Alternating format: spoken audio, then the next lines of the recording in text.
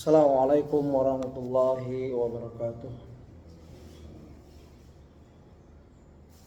Alhamdulillah hamdan katsiran thayyiban mubarakan fih kama yuhibbu rabbuna warda.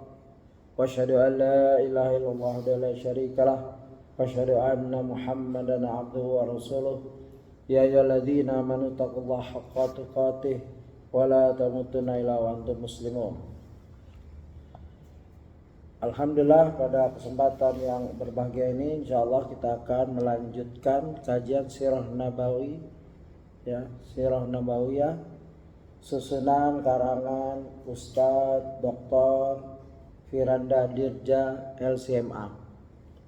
Kita di kajian pertama sudah sampai halaman 3, di mana kita telah membahas tentang urgensi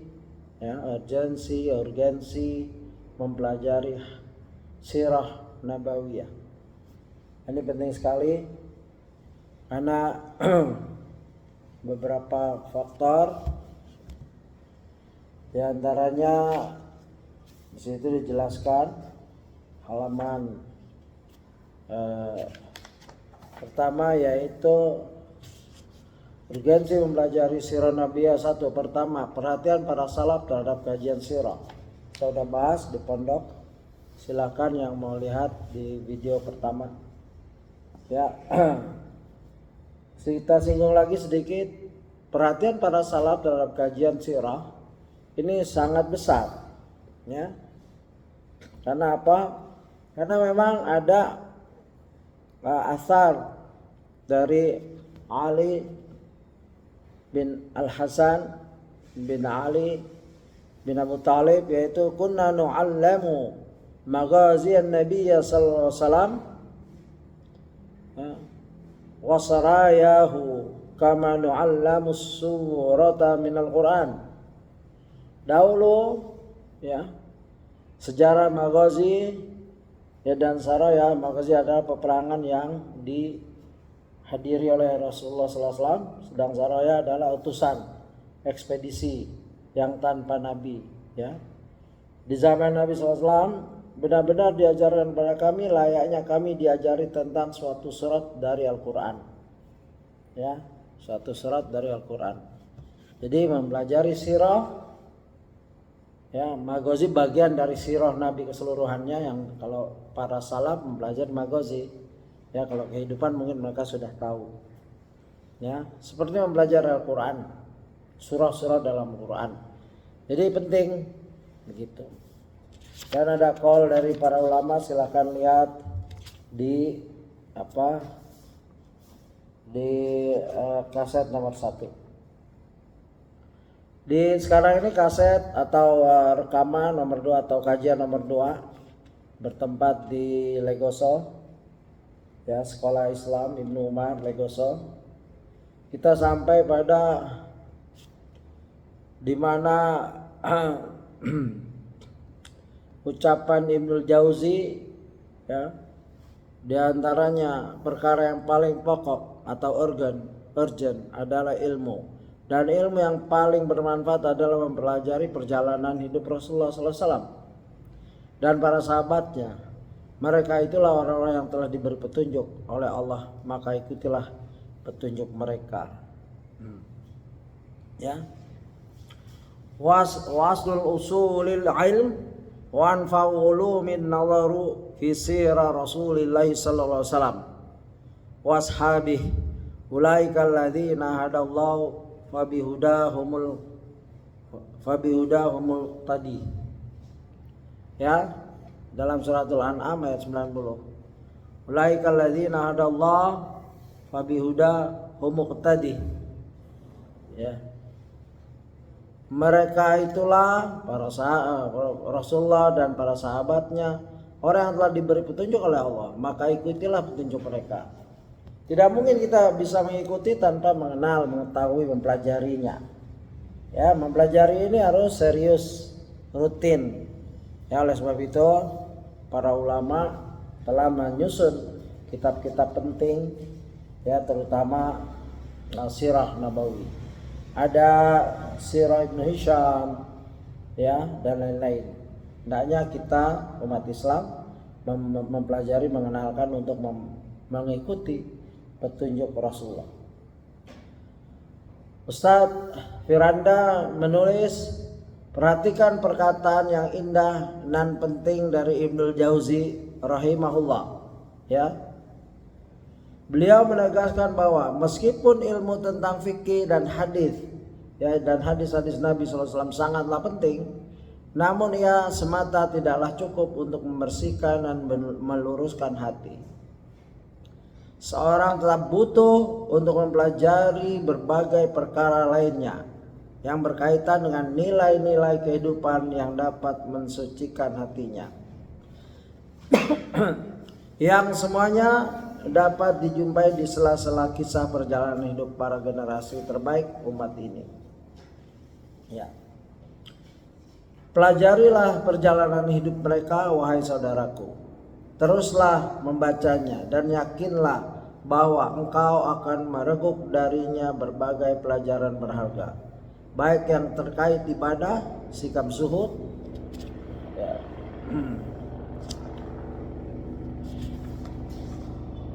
dan berbagai hal berharga lainnya. Jadi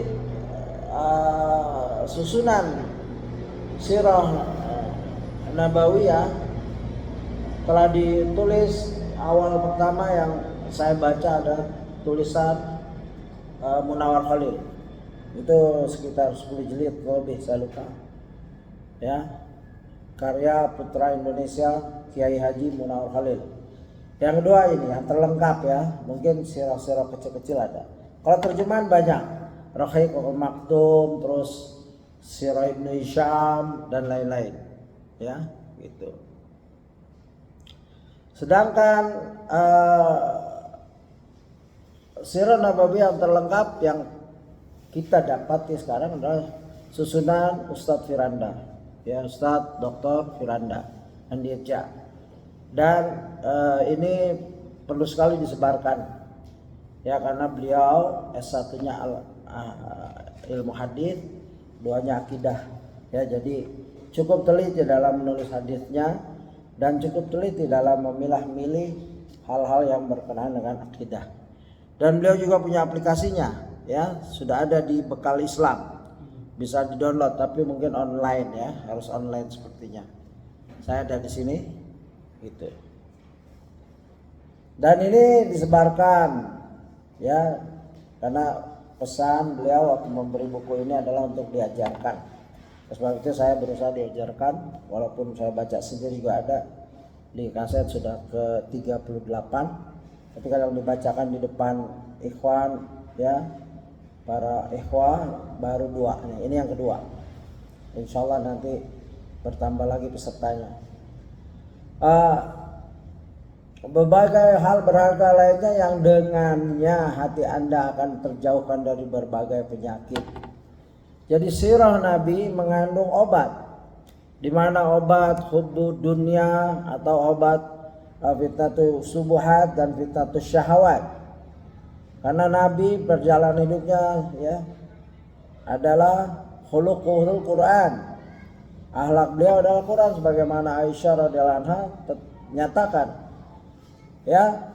Jadi melihat Nabi artinya melihat bagaimana Quran itu dihidupkan dalam diri seseorang. Selain Nabi, ya, mungkin 3/4, ya. Kalau Nabi udah seluruh Al-Quran, karena kesaksian istrinya Aisyah radhiyallahu anha bahwa khuluquhu Al-Quran. Di halaman 4 Ustadz menulis, seperti penyakit ujub misalnya, yang akan menjauhi ketika Anda menyadari bahwa ibadah Anda tidaklah seberapa jika dibandingkan dengan ibadah mereka. Penyakit ujub, orang yang kagum dengan dirinya, ibadahnya merasa udah tahajud, ya, duha dan lain-lain. Tapi setelah membaca sirah Nabi dan sirah sahabat, kita akan tahu betapa kecilnya amalan kita, betapa tidak seberapanya, ya, begitu. Nabi sholat sampai bengkak, dan itu ada nanti hadis-hadis itu. Nabi berinfak sampai tidak tersiksa, tidak tersisa di rumahnya. Ya, Nabi baca Quran sampai sahabat nggak kuat, ya, dari Al-Baqarah, Al-Imran, An-Nisa dan terus 1 rakaat. Ya, begitu. Nabi saum wasal, tidak buka, terus saum. Nabi berjihad paling depan. Bagaimana seorang bangga dirinya kalau dia pernah baca sirah Nabi? Dia akan malu sendiri. Dia akan menilai ibadahnya itu seberapa dibanding Nabi. Ya, gitu. Anda tidaklah seberapa jika dibandingkan dengan ibadah mereka. Atau penyakit riya, ketika Anda menyaksikan betapa besarnya semangat mereka dalam menjaga keikhlasan hati. Nabi mengajarkan, dan orang-orang yang hidup bersama Nabi sallallahu alaihi wasallam, ya, radhiyallahu anhu, betapa mereka sangat menjaga hati mereka dari riya, dari ujub, dari riya, dari pamer. Di mana zaman kita hidup ini semua orang pamer dengan segala yang dia bisa, dia punya, dia miliki. Kelebihan dia pamerkan. Nah, kalau memberi untuk orang lain bagus, tapi sekedar memamerkan untuk, ya, berbangga, membuat orang hasad jadinya. Ini tidak benar, ya, begitu.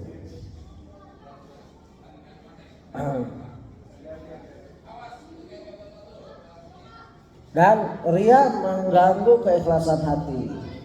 Ya, dia beramal, salat untuk dilihat, sedekah untuk dilihat, dan lain-lain. Ustaz menjelaskan juga, selain itu penting untuk diketahui bahwa fikih dan hadis tidaklah dapat dipahami dengan benar sempurna tanpa pengetahuan yang cukup tentang sirah nabawiyah. Jadi guna sirah nabawiyah, ya, ini 6 jilid ini. Makanya kita bacakan saja, baik ada pendengar atau tidak. Ya, saya sudah membicarakannya sendiri selama 37 video. Ya, silakan lihat nanti di channel saya, atau silakan mengambil. Ya, jadi berapapun yang peserta kita akan lanjutkan. Ya. Selain itu penting untuk diketahui bahwa fikih dan hadis tidaklah dapat difahami dengan benar sempurna tanpa pengetahuan yang cukup tentang sirah nabawiyah. Sirah nabawiyah itu membimbing orang untuk memahami Quran dan hadis dengan benar. Karena dengan sirah nabawiyah kita akan tahu asbabun nuzul. Dengan sirah nabawiyah kita akan tahu asbabul wurud. Asbabun nuzul, sebab turunnya Al-Quran. Tidak semua Al-Quran ada asbabun nuzulnya. Asbabul wurud, sebab-sebab hadis itu keluar, qaul Nabi keluar. Ya, Nabi ucapkan dengan sebab ini begitu. Nah, inilah sirah nabawiyah mendampingi hal itu semua. Kita lanjutkan. Ustadz menulis, betapa banyak hukum-hukum yang berkaitan erat dengan sirah nabawiyah, baik dengan kehidupan sehari-hari Rasulullah SAW, perjalanan yang beliau SAW lakukan, peperangan yang beliau SAW hadapi, dan seterusnya. Ya, semua kehidupan Rasulullah SAW berupa hukum ketetapan yang baku. Kalau sudah Rasulullah menetapkan, sudah itu jadi hukum. Seperti ini perjalanan, ya, kehidupan sehari-hari. Bagaimana Rasulullah salat, bagaimana Rasulullah mengurus istri, bagaimana Rasulullah mempunyai pembantu, dan lain-lain. Perjalanan yang beliau lakukan, bagaimana Rasulullah berjalan ekspedisi, memimpin perang tadi, Ghazwah, ya, Magazi, Ghazwah, peperangan yang Rasulullah ikut, atau Saraya yang Rasulullah kirim, ya, yang Rasulullah ikut. Rasulullah di suatu lembah, lalu beliau berdoa, ya, karena di suatu lembah yang angker mungkin dianggap pada zaman itu, mereka sama seperti Indonesia, ya, ada khurafat, tahayul, di mana orang-orang meminta permisi pada jin-jin, membunyikan klakson dan lain-lain. Rasulullah menghadapi itu, ya, apalagi zaman syirik kesyirikan. Ya Rasulullah ajarkan, a'udzu bikalimatillahi tamma min syarri ma khalaq. Jika engkau di suatu tempat yang kemungkinan jin sudah berada di situ, bacalah itu sebelum buka tenda, camping ya.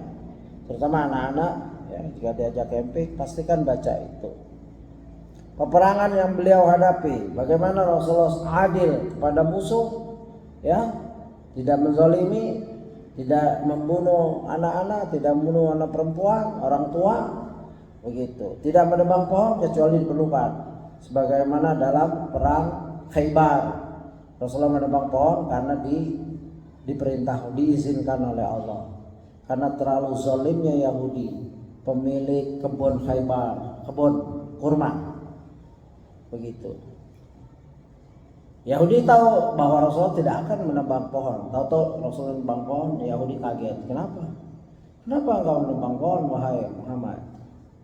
Ya, lalu turun ayat, ya begitu. Nah, ini semua pelajaran dan seterusnya.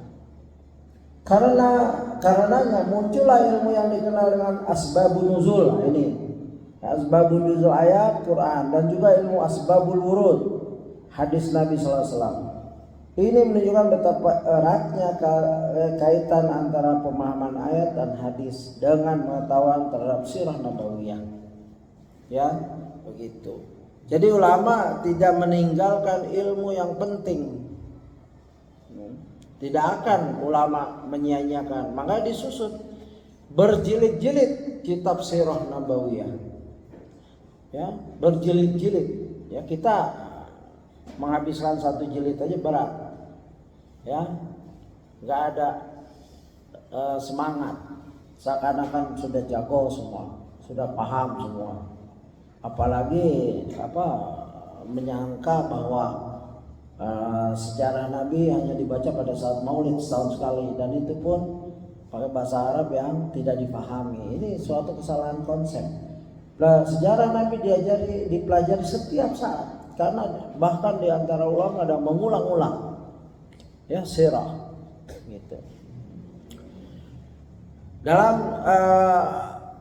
satu qaul ya Al-Khatib Al-Baghdadi rahimahullah berkata, Al-Khatib Al-Baghdadi adalah ulama hadis ya, penyusun kitab-kitab hadis ya, ilmu-ilmu hadis. Beliau berkata, tata'allaqu bimaghazi Rasulillah sallallahu alaihi wasallam ahkamun katsiratun wa yajibu qadbuha wal hifz laha. Banyak hukum yang berkaitan erat dengan peperangan Nabi SAW. Karenanya hukum mencatat dan menjaga pengetahuan tentangnya adalah wajib. Nah, itu ya, wajib sebenarnya mempelajari sirah Nabi. Banyak Munawwar Khalil mengarang ya. Kalau Rahiqul Maktum sudah diterjemahkan, Mubarak Furi itu juara perlombaan menulis sirah Nabi yang diadakan oleh Saudi. Terus Sirah Ibn Hisam telah diterjemahkan. Terus Sahih Sirah Nabi ada. Ya, beberapa ulama telah mengarang dengan diterjemahkan ke bahasa Indonesia. Silakan dipelajari. Alhamdulillah putra Indonesia Al-Ustadz Dr. Firanda telah menyusunnya dengan bagus, baik, dan ada di aplikasi ya, bisa dilihat gratis ya. Kalau bukunya mungkin harus beli. Kalau saya mendapatkannya gratis dengan syarat mengajarkannya. Oleh sebab itu sebagai amanah ilmiah saya mengajarkannya walaupun tidak ada yang dengar ya, walaupun sendiri di rumah untuk anak-anak, keluarga dan lain-lain. Ya alhamdulillah jika nanti diinfokan kepada yang lain silahkan ya. Itu ucapan Al-Khatib Al-Baghdadi rahimahullah. Dikisahkan bahwa Ibnu Abbas radhiyallahu anhu memiliki waktu khusus untuk mengajarkan sirah nabawiyah. Padahal beliau adalah seorang sahabat ya, yang merupakan ahli tafsir, yaitu mufassir, dan tidak diragukan lagi keilmuannya di antara para sahabat. Ini menunjukkan urgensi, pentingnya ilmu sirah nabawiyah di sisi beliau radhiyallahu anhu. Seorang mufasir besar, sahabat, bukan mufasir mutakhirin, tapi salaf, ya, sahabat Nabi, jumpa dengan Nabi, yang mendapat doa salah satunya, itu tidak meninggalkan sirah nabawi, dibaca terus, ya. Karena memang ilmu ini adalah ilmu yang melekat di Quran dan Sunnah, begitu.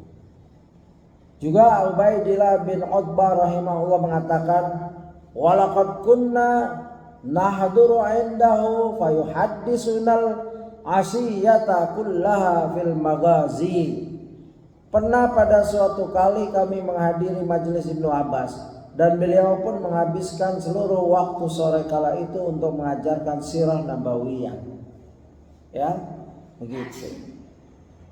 Ya. Ini adalah komitmen. Sahabat yang mempunyai kesempatan mengajar, dia ngajar. Sahabat yang mempunyai kesempatan belajar, dia belajar terus. Ya, belajar sirah ini diulang-ulang. Ya, baik dia baca sendiri di rumahnya, dia baca dengan keluarganya, dia baca kepada teman-temannya, gitu. Karena membacakan ini akan menambah kepada kefahaman dan hafalan.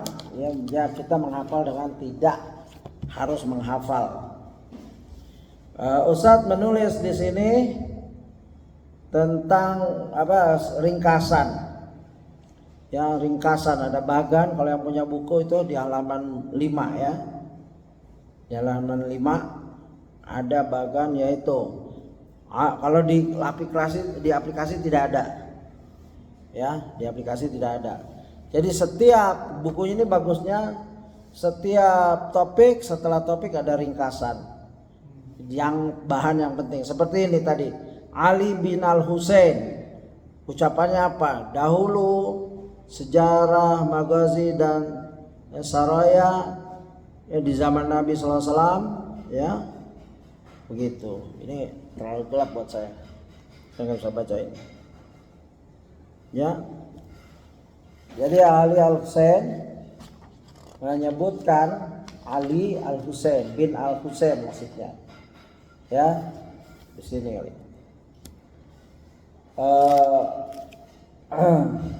Yaitu dengan terkenal dengan namanya Ali Zainal Abidin. Ya, kunna, ya, dahulu sejarah magazi dan saraya di zaman Nabi SAW benar-benar diajarkan kepada kami. Layaknya kami diajari tentang suatu surat dari Al-Quran. Itu. Jadi seperti belajar Quran. Terus Az-Zuhri, ilmu sejarah Nabi SAW mengandung ilmu ya akhirat dan juga ilmu dunia. Yaitu Az-Zuhri, seorang ahli hadis, perawi hadis. Ya, menyatakan itu di kajian nomor 1, silakan lihat nanti. Ya. Bahwa ilmu ini mengandung kemaslahatan dunia dan akhirat. Sesuatu yang mengandung kemaslahatan dunia dan akhirat sesuai dengan doa kita, ya, Rabbana atina fid dunya hasanah wa fil akhirati hasanah wa qina adzabannar. Ulama, salah satunya Syekh Walid Syekh Nasr atau Syekh Firas, menjelaskan doa ini mengandung kebaikan dunia dan akhirat. Kebaikan dunia adalah ilmu tentang Quran, hadis, sirah Nabi seperti ini. Ya, begitu. Kebaikan dunia tuh bukan ya orang sudah di depan Ka'bah jauh-jauh datang di depan Ka'bah doanya fulus. Ini enggak benar ini. Walaupun boleh itu kemuliaan dia, tapi udah baca aja Rabbana atina fid dunya hasanah wa fil akhirati hasanah wa qina adzabannar. Ya, kebaikan dunia adalah ilmu yang menyelamatkan kita di dunia dan akhirat. Ilmu apa saja, dan ilmu ini sirah termasuk ya fil ilmil maghazi ilmul akhirati wad dunya. Dalam ilmu maghazi, peperangan dan lain-lain mengandung kemaslahatan ilmu akhirat dan dunia. Begitu. Lalu Ibnul Jauzi berkata artinya saja, menurut saya sekedar mempelajari fikih dan hadis-hadis Nabi SAW, yakni berkaitan dengan fikih, tidaklah cukup untuk memperbaiki hati. Ia haruslah dibersamai dengan mempelajari raqaiq dan sejarah para salafus saleh. Enggak cukup belajar ilmu fikih yang berhubungan dengan hukum dan lain-lain, tidak cukup, karena nanti hati jadi keras. Ya, harus mempelajari hadis-hadis yang melembutkan hati dan sirah para salafus saleh. Ya, itu ringkasan-ringkasan dari Ustadz. Dan Al-Khatib Al-Baghdadi tadi, ya, ungkapannya banyak hukum yang berkaitan erat dengan peperangan Nabi SAW. Karenanya hukum mencatat dan menjaga pengetahuan tentangnya adalah wajib. Gitu. Ya, kita selesai masalah urgensi sirah. Yang kedua, sirah nabawiyah merupakan bagian penting dari agama. Ya, agama itu mempunyai tata ajaran, ya, mana yang wajib ain, mana yang wajib kifayah, fardu ain dan fardu kifayah, ya, begitu. Ini sirah nabawiyah termasuk bagian penting dari agama. Di antara bukti yang kedua, ya, halaman 6. Di antara bukti dari hal ini adalah fakta bahwa Al-Quran dan sirah nabawiyah merupakan dua bagian yang tak terpisahkan. Tidak mungkin seorang bisa mempelajari Al-Quran dengan sempurna kecuali dengan mempelajari sirah Rasulullah SAW. Karena betapa banyak ayat Al-Quran yang hanya bisa diketahui penafsirannya dengan mempelajari sirah nabawiyah. Pemahaman tentang Al-Quran tidaklah akan sempurna tanpa pemahaman terhadap sunnah Nabi SAW dan perjalanan hidup beliau. Ya, ini tulisan Ustadz. Ya, benar adanya bahwa mempelajari Quran harus diikuti dengan pelajaran sirah nabawiyah. Karena diantaranya ada tafsir yang dari Rasulullah SAW, ya, nggak, bahkan sahabat yang dengar tidak paham, ya, seperti idza jaa nasrullahi wal fath dan seterusnya. Itu para sahabat lain menyatakan ini setelah kemenangan. Ada sahabat kecil, ya, menyatakan Ibnu Abbas kalau nggak salah, itu menyatakan ini wafatnya Nabi SAW. Begitu. Ada Rasulullah membaca ayat ini, sahabat diam saja. Abu Bakar nangis, ya, karena Abu Bakar paham bahwa ini akhir dari kehidupan Nabi, ya, begitu. Dan ada ayat lain. Nah, ini ya, walaupun tidak ditampilkan oleh Ustadz Firanda secara langsung, tapi mungkin di nanti halaman-halaman belakangan. Pemahaman tentang Al-Quran tidak akan sempurna tanpa pemahaman terhadap sunnah Nabi SAW, perjalanan hidup beliau SAW. Demikian pula pengetahuan tentang sirah nabawiyah tidaklah akan sempurna tanpa pengetahuan tentang Al-Quran. Jadi dua-duanya saling mendukung. Al-Quran mendukung sirah, mempelajari Quran akan membawa pada sirah. Dan belajar sirah Nabi akan lebih menyempurnakan kefahaman akan tafsir Quran. Lihatlah betapa banyak peperangan yang diabadikan dalam Al-Quran, seperti kisah perang Badar yang Allah Jalla abadikan dalam surah Al-Anfal, perang Uhud dalam surat Ali Imran, demikian juga gambaran tentang perang Khandaq dalam surat Al-Ahzab yang terabadikan dalam surah Al-Ahzab. Lihat pula bagaimana surat Al-Ahzab, ya, banyak mengulas kehidupan Nabi SAW, baik yang berhubungan dengan istri-istri beliau, ya, sahabat-sahabat beliau dan seterusnya. Surat-surat itu merupakan gambaran, ya, perjalanan hidup Rasulullah SAW yang Allah, ya, masukkan di dalam ayat-ayatnya, kalamullah. Al-Quran itu kalamullah, bukan kalam Nabi. Ya, tapi di situ mengandung sejarah perilaku Nabi dan para sahabat yang diabadikan di Al-Quran. Termasuk pola pikir yang salah ketika seorang menganggap bahwa pengetahuan terhadap sirah nabawiyah hanyalah bersifat ya tersier belaka. Ini salah kalau menganggap sirah nabawiyah itu sekedar ilmu yang tersier ya.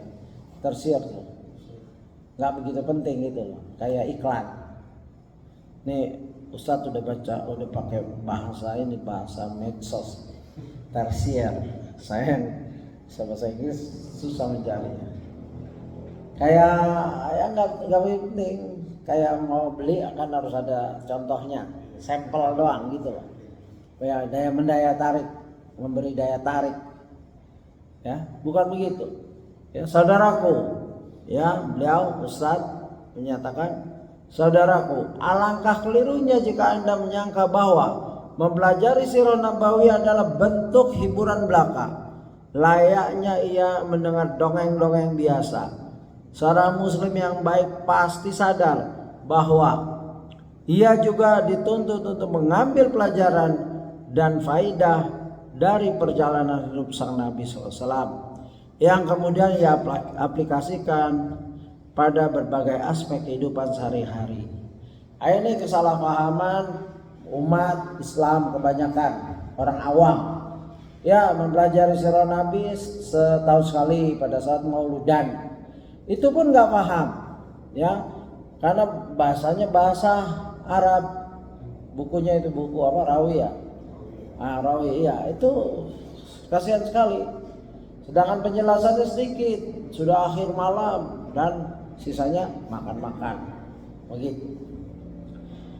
Dan ini tidak, kalau kita yang memahami manhaj salaf ya, manhaj salaf di mana metode belajar kita mengikut Quran dan Sunnah ala manhaj salafus saleh, setiap hari, setiap saat kalau mampu membaca satu kisah dari kisah-kisah Nabi, baca ya, karena dengan itu kita tersinari, termotivasi ya, ada keinginan untuk meniru Nabi walaupun jauh antara langit dan sumur bor ya, akhlak Nabi dan kita. Nabi di mana? Di langit sana, kita sumur bor yang paling dalam ya, jet pump tuh.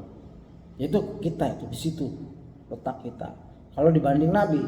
Tapi alangkah indahnya walaupun kita jauh oleh Nabi dari zaman, dari akhlak dan lain-lain, tapi kita berusaha membaca seperti sirah ini dalam rangka menerapkan untuk diri kita, keluarga kita, masyarakat sekitarnya. Dan ini Sarah ini baru ya, saya nerima udah lama, tapi dipasarkannya, diajarkannya beberapa ustadz saja ya yang baru membuka. Ya walaupun Ustadz Firanda juga telah ada yang ada nggak kesempatan karena langsung beda, bisa tanya jawab ya, bisa dijelaskan ya. Kalau yang bisa dengar langsung dengan Ustadz Firanda silahkan, bagus, itu afdal. Tapi kan tidak semua yang sanggup hadir di kajian beliau, dan ini sudah berlalu, akhirnya lihat video saja ya. Dan buku ini untuk dibacakan, memang beliau pesan dibacakan.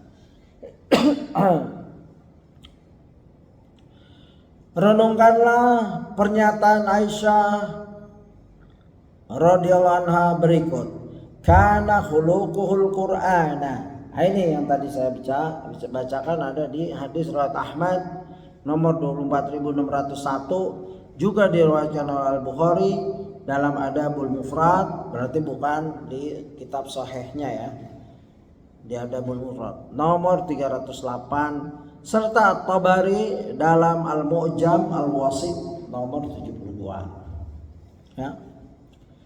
Jadi hendaklah semangat ya, sirah nabawiyah dibacakan. Nanti sarang ayah karena punya bekal gini, sebelum tidur dia akan mengingat apa yang dia ingat dari pelajaran sirah nabawiyah, dia ceritakan, dia antar anaknya untuk meninabobokannya, bukan dengan lagu-lagu ninabobo, tapi dengan sirah nabawiyah yang sesuai dengan usia anaknya. Ini manfaatnya. Mungkin dia akan diskusi, ya seorang ayah terlihat kepemimpinannya sebelum tidur dia bicara diskusi dengan istrinya tentang sirah nabawiyah yang dia baru dapatkan dan dia baca. Begitu. Dalam kaum muslimin mengamalkan hadis kana khuluquhul Quran, hadis Aisyah radhiyallahu anha. Amalannya apa? Akhlak Nabi sallallahu alaihi wasallam itu adalah Al-Quran. Bukan saat dibaca saja, akhlak sudah berbentuk mengalir dalam tubuh darah, ya, darah daging Nabi itu Al-Quran. Artinya gerakannya tidak menyimpang Al-Quran, gerakannya sesuai dengan wahyu. Itu Nabi. Kalau kita kadang-kala sesuai dengan wahyu Allah, kadang-kala kita sesuai dengan sunnah, kadang-kala sesuai dengan sunnah syaitan, iblis laknatullah, begitu kita. Nah, lalu kita tobat, kita balik lagi. Yang bahaya yang tidak pernah taubat, dia merasa nyaman dengan perilaku dia tanpa dikoreksi, ya tanpa pernah dikoreksi dengan Quran dan Sunnah, dia nyaman sudah. Dari kecil sholat ya begitu, seumur hidup sampai mau meninggal sholatnya seperti itu, tidak pernah ya cek dan recheck dengan Quran dan Sunnah, dengan sholatnya Nabi, dengan sholat para sahabat, dengan sholat para ulama hadis dan lain-lain. Nah ini bahaya. Na'udzubillah min dzalik. Bukankah itu berarti bahwa praktik nyata dari nilai-nilai yang terkandung dalam Al-Quran itu ada di dalam sirah nabawiyah? Ya begitu. Kita sudah masuk ketiga, yaitu Allah ya Jalla Jalaluhu memerintahkan kita untuk meneladani Rasulullah sallallahu alaihi wasallam. Meneladani Rasulullah adalah perintah Allah. Ya. Ini bab yang bagian bab yang ditulis oleh Ustadz. Allah Subhanahu wa taala memerintahkan kita untuk meneladani Rasulullah sallallahu alaihi wasallam. Allah berfirman, laqad kana lakum fi Rasulillahi uswatun hasanah. Sungguh pada diri Nabi sallallahu alaihi wasallam ada teladan yang baik. Quran surat Al-Ahzab ayat 21. Ya, laqad kana lakum fi Rasulillahi uswatun hasanah. Ayat ini jelas, tegas, ringkas. Ya begitulah sifat ayat, karena memang ayat ini dari Allah, kalamullah, ya, dan ini adalah pujian Allah terhadap Rasulnya Nabi Muhammad SAW. Ya bukan dari dirinya Nabi. Ya dan ini juga menyatakan bahwa inilah ayat Al-Quran, kalamullah, bukan kalam Nabi. Ya, kalau kalam Nabi nggak akan memuji dirinya tanpa izin dari Allah. Kalau ini Allah memujinya. Ya, kalau tadi kaul istrinya, ya karena khuluquhul Quran, sungguh alaknya dia adalah Quran. Ya kalau ini Allah menyatakan, ya laqad kana lakum fi Rasulillahi uswatun hasanah. Lalu bagaimana seorang bisa meneladani Nabi SAW jika ternyata pengetahuannya terhadap sirah nabawiyah sangatlah minim atau bahkan tidak ada sama sekali? Nah itu teladan, yang disebut teladan, contoh kan harus konkret contoh itu. Kalau sahabat menyontoh Nabi jelas, mereka hidup sezaman, ya sahabat belajar langsung dari Nabi. Kalau kita 1400 lebih tahun yang lalu bagaimana? Kalau kita ke Masjid Nabawi pun Nabi sudah wafat. Ya nggak sempat di video, nggak ada video zaman dulu. Ya begitu. Dan ini salah satu kelebihan umat Islam, memiliki Nabi yang dicatat segala bentuk perbuatan, ucapan dan ketetapan. Inilah nikmatnya menjadi umat Islam. Nabinya tercatat, kitab-kitab hadis itu banyak mencatat, kalimatnya tercatat sejak Nabi hidup sampai sekarang. Ya, dari Abu Hurairah dan sahabat Amr, ya kalau nggak salah Amr mencatat setiap ucapan Nabi dicatat. Bahkan dikritisi oleh sahabat lain, kamu mencatat apa yang Nabi ucapan, dia kan manusia, bisa marah, bisa ini.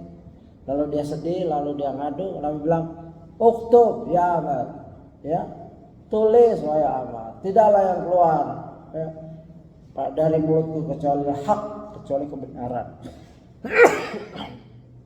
Dan hadis-hadis seperti ini membantah orientalis ya, bahwa hadis ditulis jauh setelah Nabi wafat, jadi nggak terkontrol. Ini dibantah langsung begitu.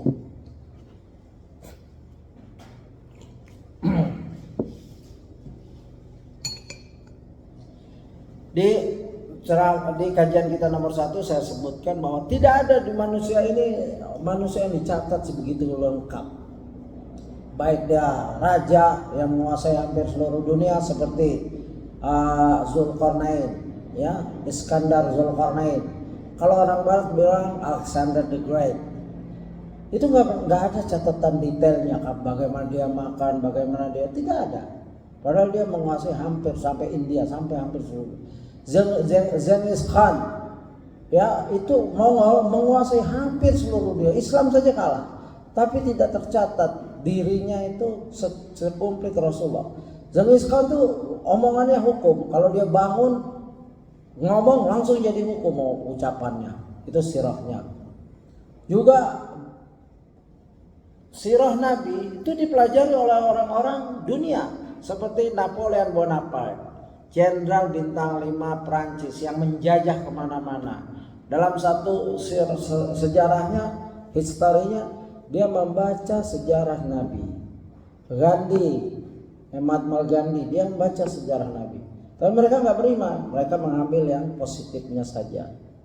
Ya, begitu. Soekarno, orator, founder, bapak proklamasi kita, itu membaca sejarah Nabi dan kagum. Rata-rata sejarah Nabi diambil, baik sisi dunianya, kalau orang Islam dunia dan akhiratnya.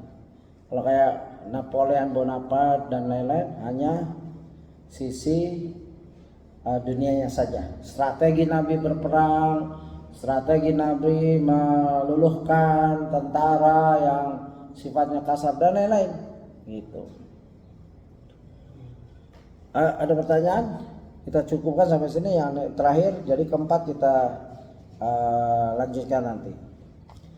Ya, ketahuilah saudaraku bahwa salah satu kunci terpenting untuk meraih kesuksesan duniawi dan ukhrawi adalah dengan mempelajari sirah nabawiyah, menelah bagaimana sosok beliau, karakter dan sikap beliau, dan kemudian menerapkannya dalam berbagai aspek kehidupan kita. Ini tujuan akhir dari setiap pelajaran sirah, bahwa kita berdoa pada Allah, ya Allah berilah aku nikmat, ya, yang nikmat itu telah engkau berikan kepada nabimu, kepada para sahabat nabimu, kepada para sahabat-sahabatnya nabimu, yaitu tabi'in, kepada para sahabat-sahabatnya sahabat nabimu, yaitu tabi'in, akhlak, kehidupan yang baik, ya, ilmu yang bermanfaat dunia akhirat. Inilah setiap pelajaran kita berdoa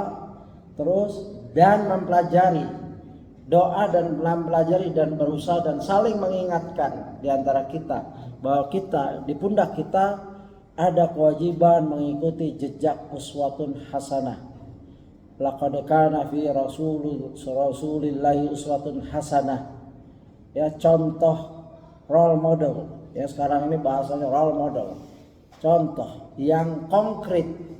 Ya, kalau agama Kristen mau nyontoh Isa hidup sebentar dan habis itu diangkat, bagaimana mereka mau contoh kehidupannya, nikah, bernegara, enggak ada contoh itu. Kalau Musa ada, Musa paling mirip dengan Nabi Muhammad SAW, hidup, punya istri, dikejar, berdakwah dan lain-lain. Begitu, ya, wallahu a'lam. Jika ada pertanyaan silakan. Jika tidak kita cukupkan karena sudah cukup 1 jam ya. Ya, untuk awal kita cukupkan sampai 44 menit saja, ya, lebih sedikit. Dan insyaallah diumumkan nanti kepada rekan-rekan yang belum hadir. Mudah-mudahan mereka dimudahkan oleh Allah untuk bisa hadir dan juga mengambil istifadah ya dari kitab yang sangat berharga ini. Ya, saya alhamdulillah sangat bersyukur diberi Allah petunjuk untuk memiliki kitab ini dan membacakan ke rekan-rekan sahabat ya, kaum muslimin dan muslimat ya yang saya mampu. Demikian, jika ada pertanyaan silakan. Nggak ada? Baik, kita tutup ya. Saya mohon maaf jika ada kesalahan dalam pembacaan dan ketidaktepatan penafsiran pengarang ya, dan juga semua kita serahkan kepada Allah. Subhanakallahumma wa bihamdika asyhadu an la ilaha illa anta astaghfiruka wa atubu ilaik. Assalamualaikum warahmatullahi wabarakatuh.